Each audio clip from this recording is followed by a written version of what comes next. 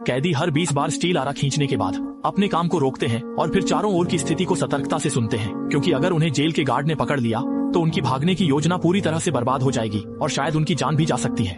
लेकिन यह ग्रिल तो धातु की बनी हुई है, इसे तुरंत काटना संभव नहीं है, इसलिए उन्हें अपने साथी के साथ लगातार बारी बारी से काम करना पड़ता है।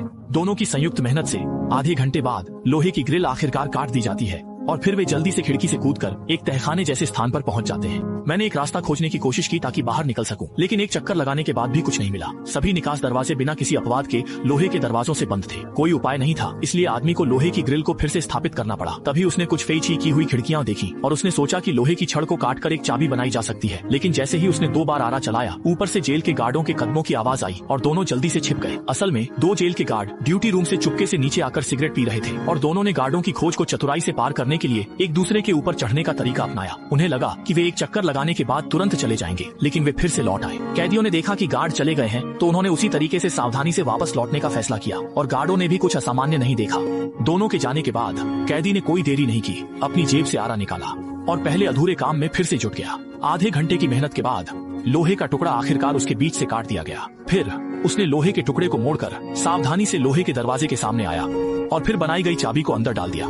कैदी के कुशल घुमाने पर दरवाजे का ताला सचमुच खुल गया। इसके बाद दोनों ने पहले से तैयार किया हुआ केरोसिन लैंप निकाला, उसे जलाया और नाले में प्रवेश कर गए। हालांकि आगे कई अज्ञात परिस्थितियां हैं, लेकिन आजादी के लिए उन्हें ऐसा करना ही होगा।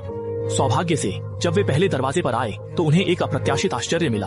यहाँ के सभी दरवाजों के ताले सार्वभौमिक हैं। मास्टर चाबी की मदद से कैदी एक निर्बाध यात्रा करता है और जल्द ही अपने अंतिम गंतव्य तक पहुँच जाता है। हालांकि सीवर की ओर जाने वाला लोहे का दरवाजा स्प्रिंग लॉक से सुसज्जित था और मास्टर कुंजी तुरंत बेकार हो गई। लेकिन कैदी ने इससे हार नहीं मानी, बल्कि उसकी शांति के चलते उसने एक समाधान खोज लिया।